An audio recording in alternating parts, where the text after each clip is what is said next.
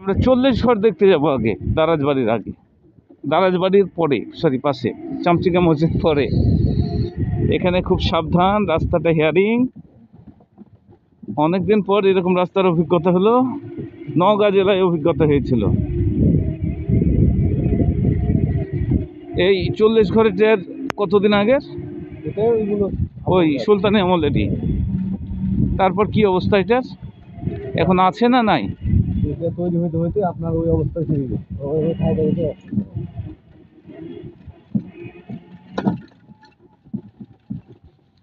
চারি সাইডে বাঁশের ঝাড়, আমের গাছ। আগে মনে হয় বাঁশের ঝাড়ই ছিল, আম গাছগুলো নতুন। এটা 40 ঘর, একটা মাদ্রাসা সুলতানি আমলে, ওই দারাজবাড়ির সময়কালেরই তৈরি হতে হতে বলে থেকে গেছে।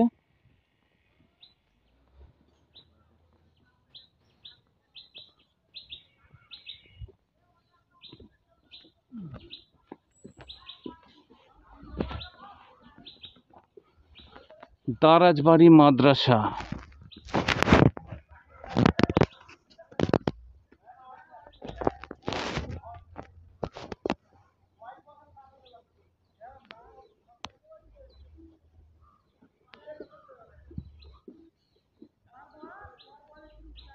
এত সুন্দর একটা জায়গা।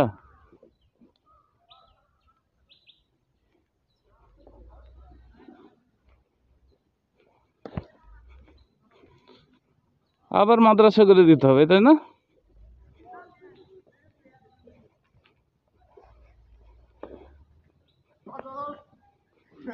এটা হচ্ছে 40 ঘর মাদ্রাসা দারাজবাড়ির।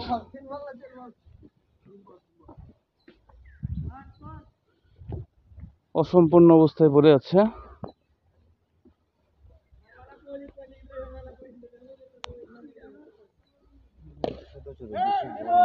ঘর হিসেবে বিশাল বড় বড়।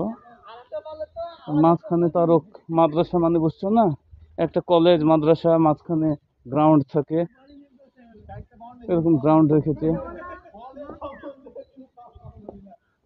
তখন করার মতো দেখো কত সুন্দর স্টাইলে করেছে। চারি সাইডে ঘর, মাঝখানে ফাঁকা।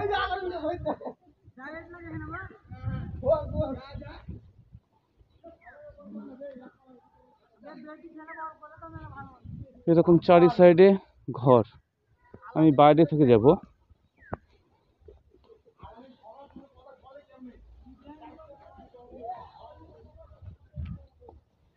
এটা দারাজ 40 ঘর মাদ্রাসা, মানে দারাজবাড়ি 40 ঘর।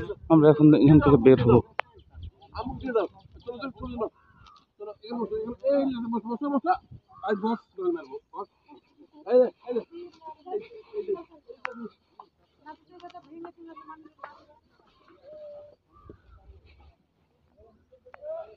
ওই পাশে বেশ কিছু জায়গা ফাঁকা দেখা যাচ্ছে, হয়তো কোনো গোরস্থান কিংবা অন্য কিছু হবে।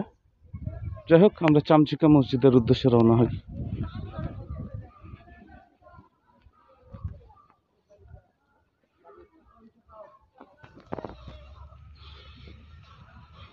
আমি পিছনটা একটু দেখি, পিছন থেকে আবার ভিতরে ব্যাক করব।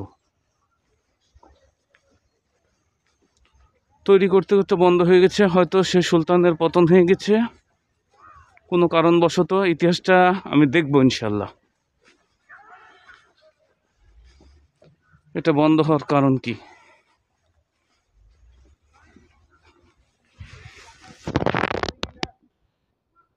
ওইদিকে যাওয়ার কি প্রয়োজন আছে? ওইদিকে কোনো গেট, দরজা আছে? চারি সাইডে বাউন্ডারি দিয়ে ঘেরা আছে।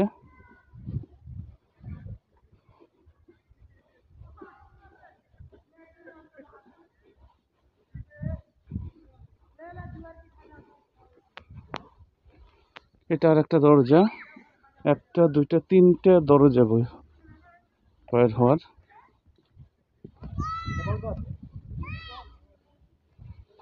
চুন সুরকি।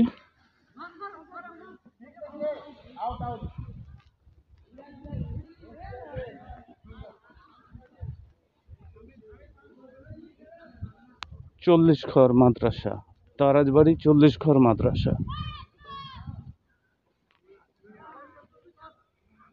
বিশাল বড় একটা মাদ্রাসা তৈরি হতে হতে থেকে গেছে।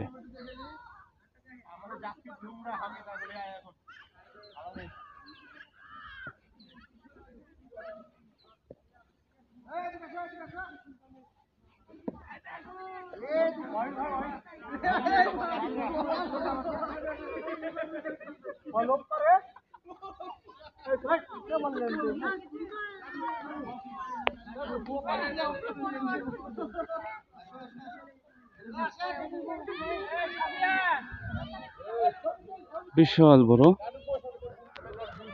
দারাজবাড়ি 40 ঘর মাদ্রাসা।